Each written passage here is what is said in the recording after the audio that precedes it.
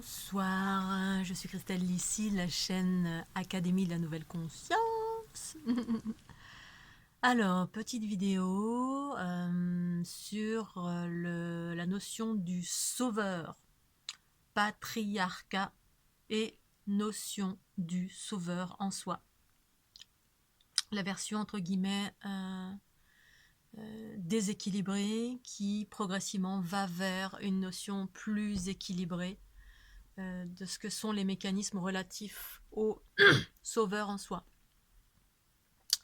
Alors, je fais cette petite vidéo parce que dans ma journée, j'ai vécu un truc relatif à au sauveur. J'ai déjà fait des vidéos là-dessus, j'en refais en fonction des expériences, de la conscience, voilà, des envies du moment.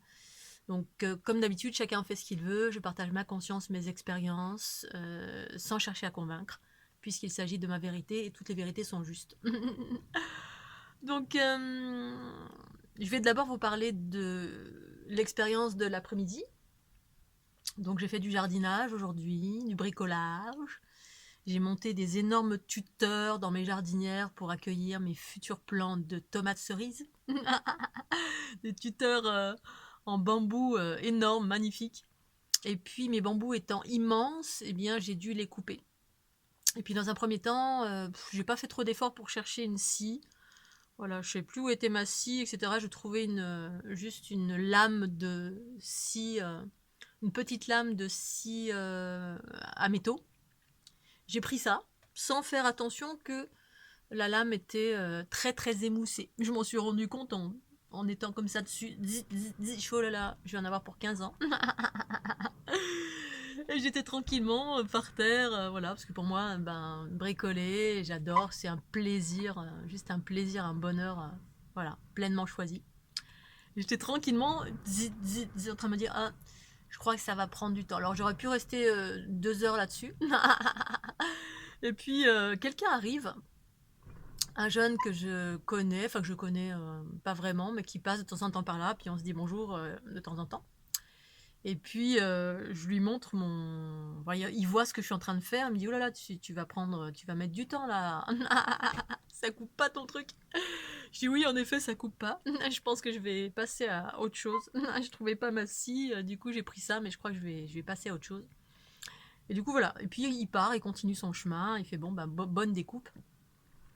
Et puis moi, entre-temps, bah, je décide d'aller chercher ma scie, ma disqueuse. Je me suis dit, voilà, j'ai pris ce qu'il y avait par là, j'ai plein d'outils, j'ai une scie sauteuse, une disqueuse, j'ai plein de trucs. Je fais, tiens, la disqueuse, allez, ça va être plus rapide, je vais pas mettre 10 ans, puis moi, je vais pas me fatiguer. Parce que je te dis un peu fatigué, nos petits muscles. Et puis, avant même que j'ai commencé à couper, donc j'étais ressortie en train de m'affairer à ma jardinière. Et là, le jeune arrive avec sa chérie. Tous les deux, ils arrivent avec une super grosse scie en disant, tiens, voilà, on a une scie et tout, vas-y, prends ça, c'est génial. Et puis moi, je suis content, je me dis, oh, c'est gentil, mais je décline l'invitation en disant, bah écoute, c'est super gentil, mais c'est bon, j'ai trouvé une autre option. Je vais prendre ma scie circulaire. Voilà, j'aurais dit la scie circulaire. Je me suis trompée de nom, parce que bon, voilà. La scie circulaire et disqueuse. Puis là, ils me disent, non, mais vraiment, prends ça, tu vas voir, c'est génial. Donc on me montre et tout, la jeune fille sort, c'est magnifique. Alors du coup, je leur dis non merci 2 fois, et puis par contre, je vois l'objet, puis je trouve magnifique. Je dis, oh, vas-y, montre-moi, ça a l'air super beau. Je dis, regarde, c'est une scie japonaise, je sais pas quoi, ce qui marche que dans un sens et tout. Et puis voilà, et puis là ils insistent, mais si, mais vraiment prends ça. Et puis le monsieur dit, enfin le jeune insiste en disant non mais fais pas ça, prends pas une. Bref, ils étaient presque en train de me sommer, de me sommer de. Donc 1 fois, 2 fois, 3 fois, 4 fois, presque ils étaient en train de me sommer de ne pas faire ce que j'avais décidé de faire. J'ai dit mais non, mais j'ai sorti la machine, ouais non mais t'embête pas, sors pas vraiment. Là ils étaient en train de me dire c'est dangereux. Ne fais pas ça. C'est dangereux. Tu vas mourir dans d'atroces souffrances si tu prends une scie circulaire. Et puis au bout d'un moment, bah, je décline gentiment, comme d'habitude, 1 fois, 2 fois, 3 fois. Puis au bout d'un moment, bah, je fronce un peu le sourcil. Je dis, mais si, je vais faire ce que j'ai prévu de faire. Ok. et tu me lâches la grappe. Moi, j'ai pas dit tu me lâches la grappe, mais j'ai haussé un peu le ton, j'étais un peu plus autoritaire puisqu'ils insistaient lourdement par peur, comme d'habitude, dirigés par la peur, ou une considération que oulala, elle va pas y arriver, va se faire mal, c'est-à-dire qu'on va amoindrir les capacités de l'autre, c'est-à-dire on va avoir une appréciation que oh là là, alors soit parce que j'étais une fille, oh là je vais mourir, ou alors une scie circulaire coupée du bambou, ah c'est dangereux, ça va se casser dans tous les sens, bref, on a une expérience qui est propre à qui nous sommes et puis on projette ça sur l'autre. Alors on peut projeter gentiment en disant bah écoute, voilà, ça peut être dangereux faire ci, faire ça. Ou on peut insister lourdement, comme là c'était le cas. Je me suis dit, mais tous les deux ils me regardaient. Puis quand j'ai dit non, la fille regardait son copain, l'air de dire, mais elle dit non, mais elle est folle, elle va se faire mal, c'est mal, c'est pas bien, il faut pas faire ça. Mais de quoi je me mêle? Le sauveur extérieur qui limite, impose sa loi, impose ses peurs, projette ses peurs, projette et impose à l'autre ce qu'il faut faire et ce qu'il ne faut pas faire, alors que je n'ai rien demandé. Voilà la distinction et l'équilibre dans la notion du sauveur. J'ai déjà fait plein de vidéos à ce sujet. Alors il y a la notion d'abord d'équilibre. Alors évidemment, ils se sont inquiétés parce que j'ai parlé de scie circulaire, et alors en fait c'était une scie sauteuse. On s'est revu après, moi tout s'est bien passé, j'ai l'habitude de manipuler mes outils, et quand bien même ça m'appartient, je fais ce que je veux, dans le sens où je n'ai rien demandé à ces deux jeunes. Au demeurant, c'est ok, c'est gentil, mais quand ça devient lourd, c'est plus gentil. Là, ça commence à être enfermant pour moi. Et là, pour moi, il y a un déséquilibre et ça n'est plus juste. C'est tous les problèmes de la société à l'heure actuelle, le patriarcat. Qu'est-ce qu'ils font dans la société?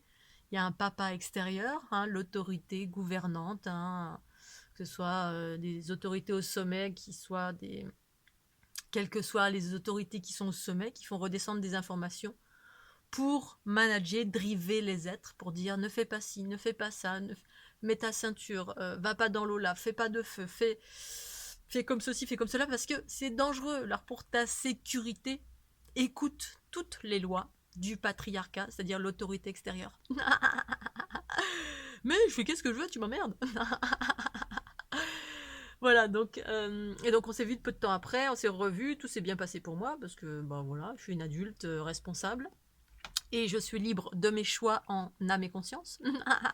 Et si je me fais mal, ça me regarde, c'est ma conscience. C'est la raison pour laquelle, eh bien, de ne pas intervenir.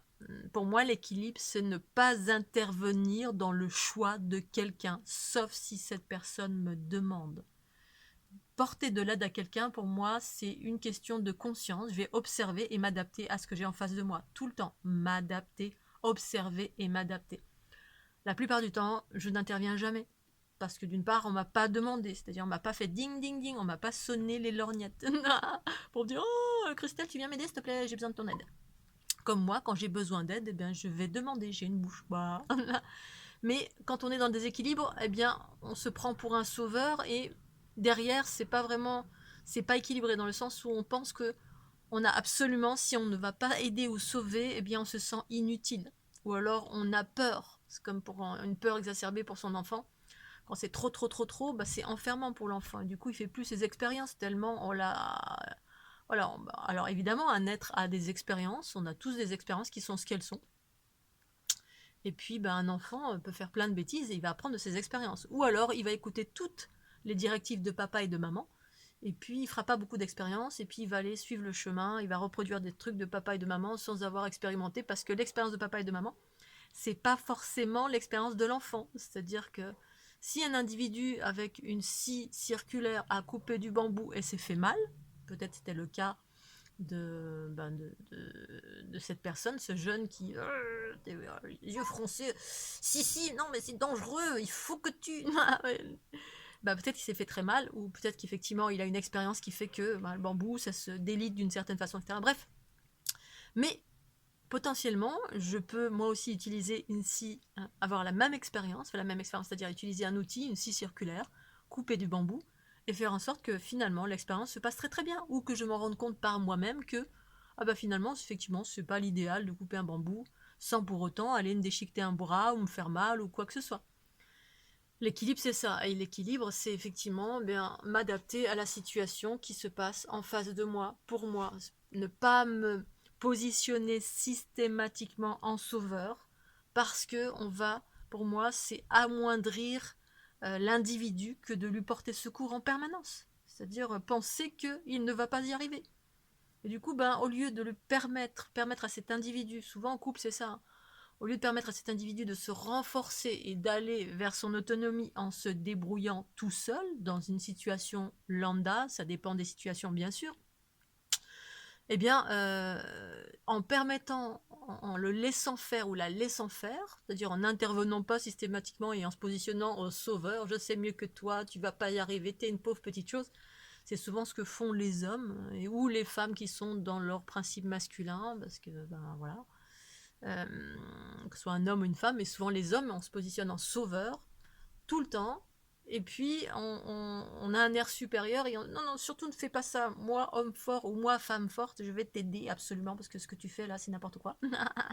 N'importe comment, tu vas pas y arriver, tu vas te faire mal, c'est dangereux, vas-y, descends, assure-toi, fais pas ceci, fais pas cela, bref. Et donc, moi, pour moi, l'équilibre, c'est m'adapter à ce qu'il y a en face de moi. L'équilibre relatif à l'unité en soi. C'est-à-dire, dans chaque circonstance, eh bien, je m'adapte. D'une part, en ce qui me concerne, je m'occupe jamais des affaires des autres. Jamais. Je m'en fous parce que justement, pour moi, c'est considérer un être comme étant, quel qu'il soit, en étant un être responsable. Et responsable ou pas, ben, c'est à lui ou elle de gérer sa vie. Et c'est en ne faisant rien que je permets à cette personne de faire des expériences et en tirer une leçon qui sera différente de la mienne. Il n'y en a pas un qui va vivre la même chose en utilisant la scie sauteuse ou la scie circulaire, je sais pas quoi, avec du bambou. En revanche, ça ne veut pas dire qu'il ne faut pas sauver les gens, c'est-à-dire pas sauver, mais aider quand il y a vraiment une nécessité. Pour moi, la nécessité, c'est la première des choses, c'est quand quelqu'un me demande, Christelle, tu peux m'aider à faire ça? Ok.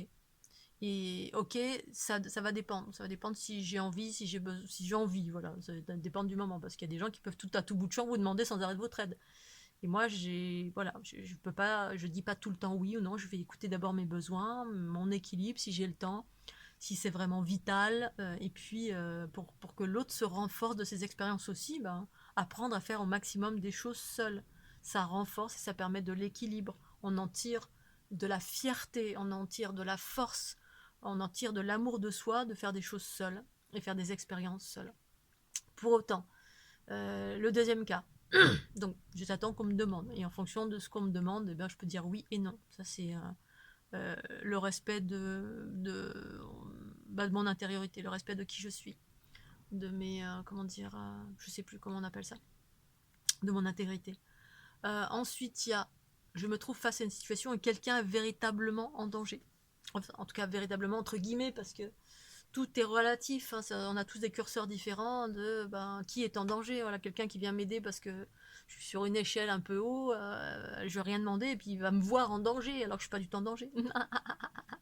Ça dépend des peurs qui existent en nous. Voilà, c'est toujours pareil, si on est équilibré ou pas. La plupart du temps, les gens qui se positionnent tout le temps au sauveur, ben, il y a un déséquilibre parce qu'on est dirigé par la peur en permanence pour l'autre.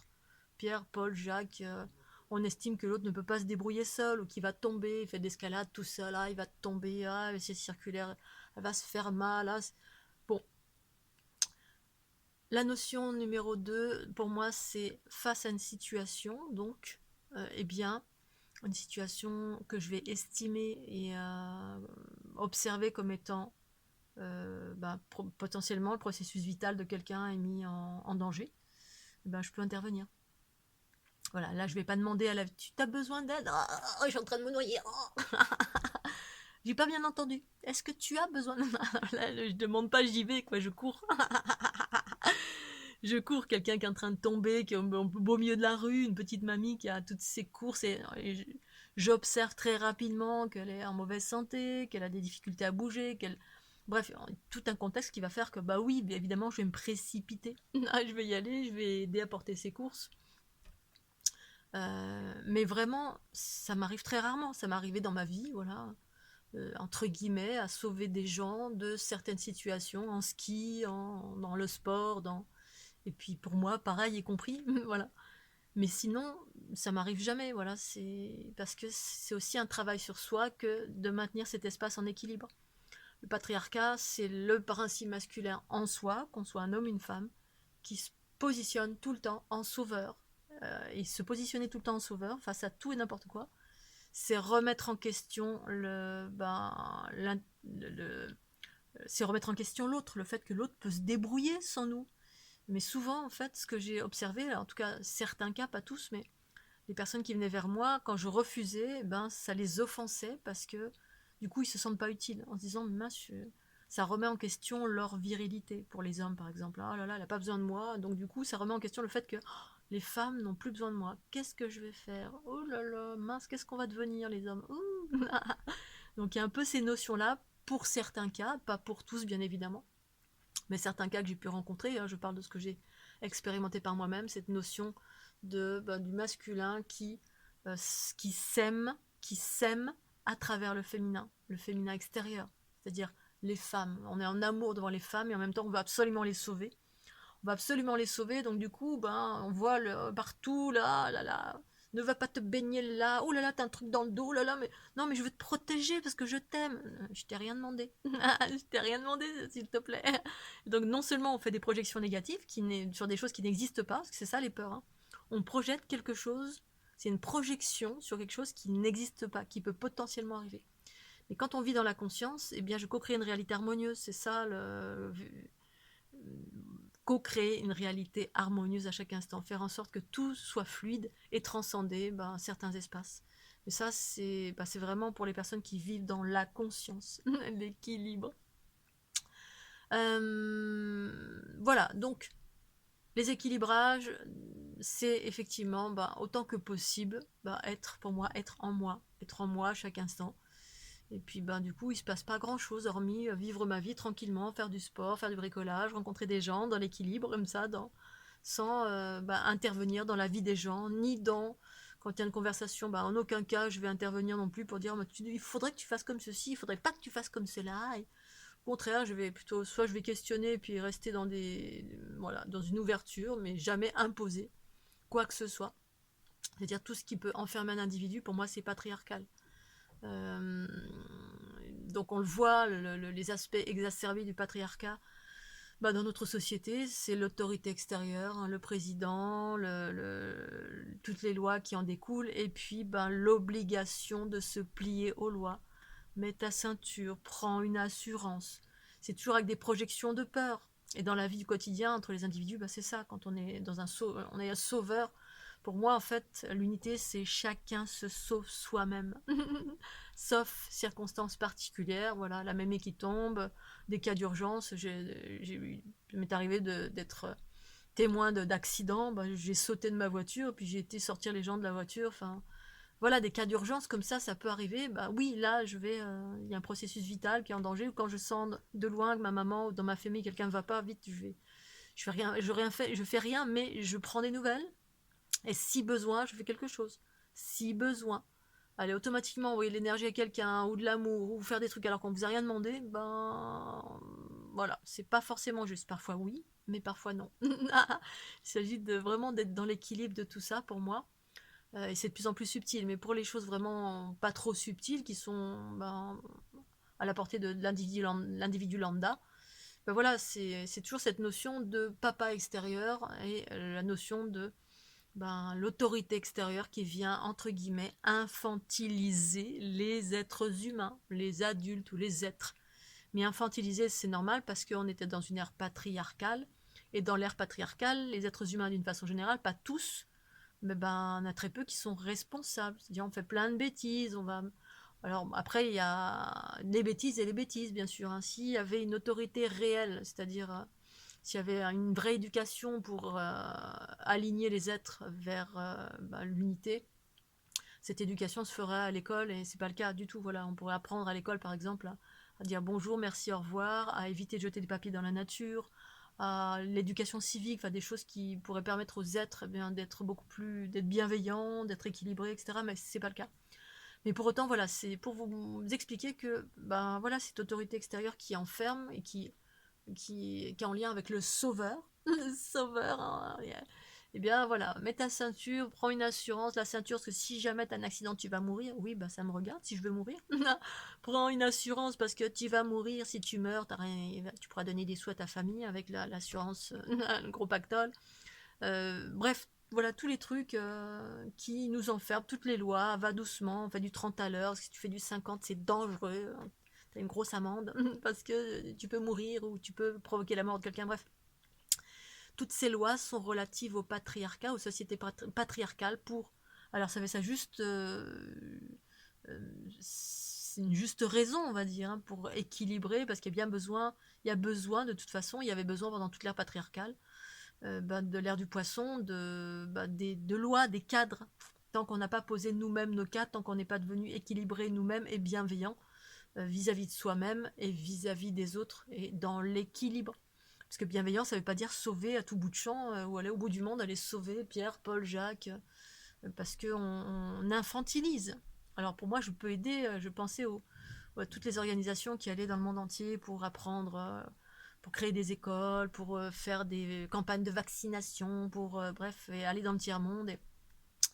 Eh bien, il y a sauver et sauver, c'est-à-dire qu'il y a les gens qui se rendent, il y a la notion de sauver quelqu'un et se rendre utile, et du coup, c'est notre ego qui est complètement mis en valeur, c'est-à-dire qu'on se sent utile alors qu'à l'intérieur de nous, il y a un espace qui se sent inutile si on ne va pas sauver les autres. C'est-à-dire qu'on se sent inutile sur cette planète si on n'a pas un grand but, le but de sauver, absolument.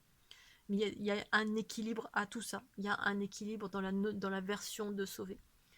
Et pour moi, d'aller dans le monde entier, ben, on peut effectivement aller aider, c'est louable, c'est beau, mais j'aurais tendance à dire que pour moi, en tout cas pour ma part, si ça avait été le cas, eh bien, les versions d'aller à travers le monde via des associations, des ONG, ce genre de choses, ben, j'aurais tendance à aller apporter de l'autonomie, c'est-à-dire ben, apprendre à un être à réfléchir ou plutôt que de creuser un puits, un endroit, aller creuser un puits, chercher, etc., apporter beaucoup de matériel, etc., ben, plutôt apprendre aux êtres à trouver de l'eau par eux-mêmes et leur apprendre comment creuser un puits, par exemple, rendre autonome un être. C'est comme, voilà, se rendre, c'est ça, c'est se rendre, c'est soit on se rend indispensable et puis on rend un être indépendant parce que on a un sauveur en permanence qui est là, qui, entre guillemets, qui est trop sauveur et qui nous empêche de réfléchir, de faire des expériences par nous-mêmes. Du coup, ben, on a toujours les solutions tout apportées ben, voilà, par papa, maman, son chéri, sa chérie. T'inquiète pas, j'ai toutes les solutions. Ne réfléchis à rien. C'est comme la danse. Ne réfléchis pas quand on danse à deux. C'est très patriarcal. Ne réfléchis à rien, laisse-toi faire juste. C'est exactement ça. Laisse-toi faire et l'homme guide. Donc le gars, il doit enregistrer toutes toutes les pauses, enfin toutes les passes, etc. Il doit tout enregistrer et puis la fille doit juste se laisser faire. Alors au tout début, j'ai commencé à apprendre à danser, ça m'exacerbait tout ça. Je me disais mais comment ça, laisse-toi faire. Et puis après, voilà, je me suis adonnée à ça avec jeu, en sachant que je suis dans l'équilibre de mes polarités, je peux danser toute seule, j'ai besoin de personne. Et en même temps, ben voilà, et de pouvoir danser à deux de cette façon-là, c'est chouette. Mais pour moi, l'équilibre, c'est justement danser à deux et d'être juste à l'écoute en fait du corps de l'un et de l'autre et pouvoir s'accorder sans avoir appris quoi que ce soit, c'est-à-dire sans que le gars ait enregistré ou la fille ait enregistré 4 milliards de passes pour guider la fille et que donc il y ait juste un rôle, hein, le rôle de guider l'autorité extérieure qui guide et la fille de se laisser faire. Et en fait, ben, on s'enferme dans ce que la dualité. La dualité, c'est ça, c'est que on a enfermé les hommes à se dire bah toi tu guides, t'es un homme fort, tu sais, t'as le cerveau, puis tu fais les passes, et puis à la fille de se laisser faire. Ah là là là, je suis de l'eau, je me laisse faire. C'est comme faire l'amour avec un être. Tout début quand j'étais jeune, on me disait mais tu fais l'homme ou tu fais la femme. Et pour moi c'était vraiment une question complètement absurde. Je me mais ça veut dire quoi ça? Tu fais l'homme ou tu fais la femme? Dans ton couple, ben les deux. L'androgyna, c'est ça. C'est-à-dire on est dirigé par les deux polarités, féminin et masculin. Et puis, ben, passif, actif, émission, réception. Dans la danse, ben, c'est ça. C'est-à-dire que pour moi, la vraie danse, enfin, pas la vraie, mais la danse qui me semble la plus équilibrée, c'est qu'à tour de rôle, eh bien, et sans pour autant être en collet serré, mais être en face à face, et puis être à l'écoute de l'autre. Un coup c'est émission, un coup c'est réception, un coup c'est spirale, un coup c'est ondulation.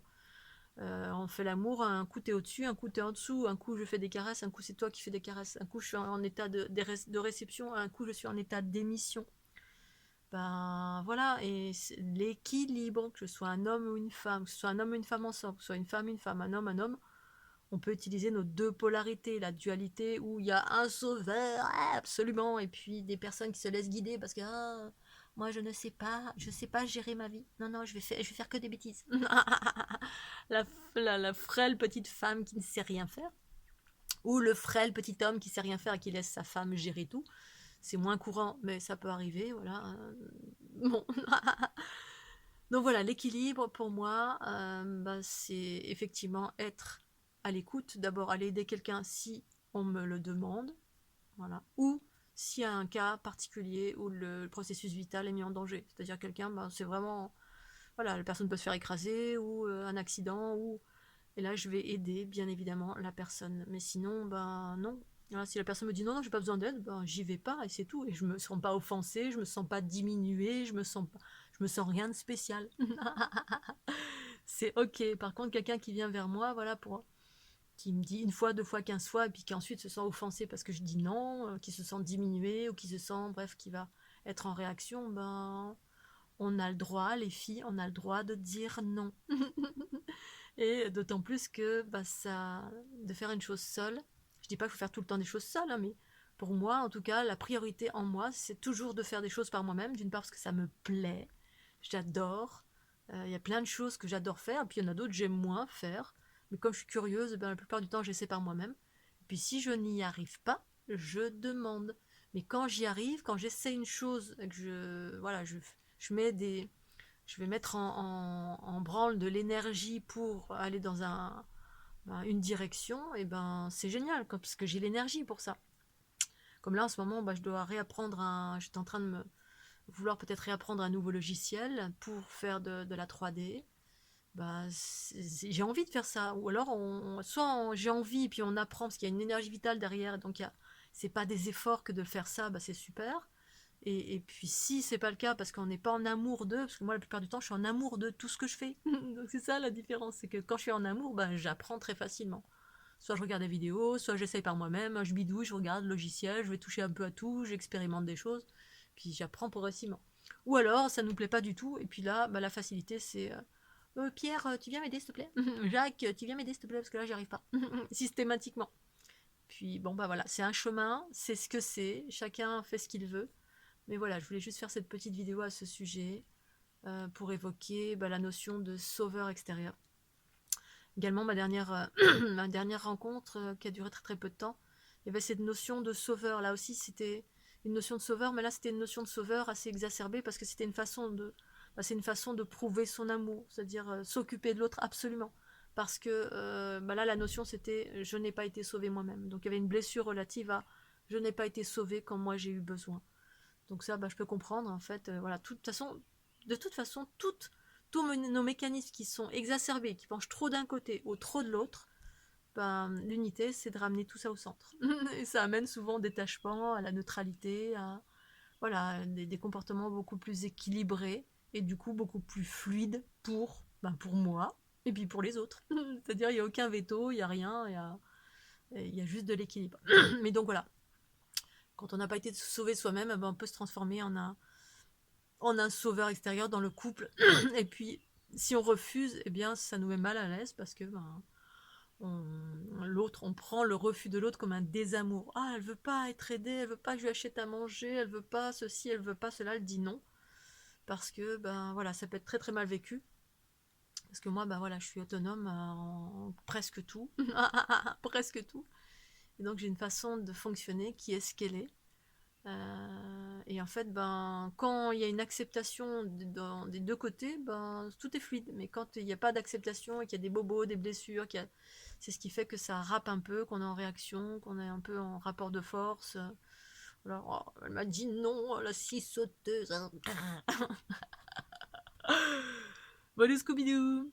Voilà, je vous fais des gros gros bisous. Je vous souhaite un super beau dimanche. J'espère que chez vous, il fait un peu plus chaud qu'ici. Il fait très très froid.